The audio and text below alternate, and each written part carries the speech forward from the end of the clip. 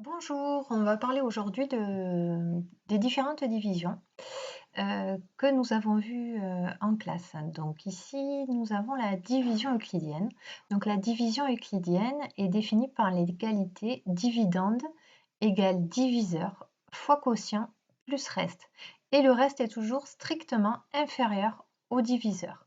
Donc ça, c'est une égalité qu'il faut connaître vraiment par cœur. Dividende c'est celui qu'on divise, égale diviseur, c'est celui qui divise, fois quotient plus le reste qu'il y a. Puisque dans une division euclidienne, en fait, on s'arrête avant la virgule, c'est-à-dire qu'il y a un reste. Donc si le reste de la division euclidienne dans un entier A par un entier B est 0, on dit que A est divisible par B ou que B est diviseur de A. Ou encore que A est un multiple de B. Par exemple, 24 est divisible par 6. On peut dire aussi que 6 est un diviseur de 24. Pourquoi? Parce que quand on calcule 24 divisé par 6, eh bien ça fait 4. Il n'y a pas de reste. Donc maintenant les critères de divisibilité. Donc un nombre entier est divisible par 2 si son chiffre des unités est 0, 2, 4, 6 ou 8. Divisible par 4 si le nombre formé par ces deux derniers chiffres est un multiple de 4. Alors on va d'abord voir ces deux propriétés sur les exemples qui sont en dessous. Donc 135 n'est pas divisible par 2 puisqu'il se finit par 5. Il n'est pas divisible par 4, déjà parce qu'il ne se divise pas par 2, et parce que 35, quand on prend les deux derniers, n'est pas divisible par 4. 56, 256 donc, est divisible par 2 puisqu'il se finit par 6. Et quand on regarde 56 c'est 40 plus 16, les deux nombres sont divisibles par 4, donc 256 sera divisible par 4. Donc quand on regarde 1230 il se finit par 0, donc il est divisible par 2. Et quand on regarde 30 n'est pas dans la table de 4, donc 1230 ne sera pas divisible par 4. 1250, pareil, il est divisible par 2, mais pas par 4. Et 2564, il est divisible par 2 puisqu'il se finit par 4.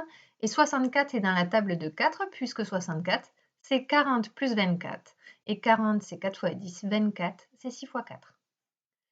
Alors, un nombre entier est divisible par 5 si son chiffre des unités est 0 ou 5. Donc ici, il est divisible par 5, ce sera 135, 1230, 1250. Divisible par 10 si le nombre se termine par 0, c'est-à-dire le chiffre des unités, ce sera le cas de 1230 et 1250. Divisible par 3 ou par 9 si la somme de ces chiffres est divisible par 3 ou par 9. Ça veut dire quoi? Ça veut dire qu'on va calculer la somme des chiffres. 1 plus 3 plus 5, ça fait 9. 9 est dans la table de 3 et dans la table de 9, donc 135 sera à la fois divisible par 3 et divisible par 9. 256, 2 plus 5, ça fait 7, plus 6, ça fait 13. 13 n'est ni dans la table de 3 ni dans la table de 9, donc 256 ne sera pas divisible ni par 3 ni par 9. 1230, 1 plus 2 plus 3 plus 0, ça fait 6. Donc 6 est dans la table de 3, il sera divisible par 3. Par contre, il ne sera pas divisible par 9.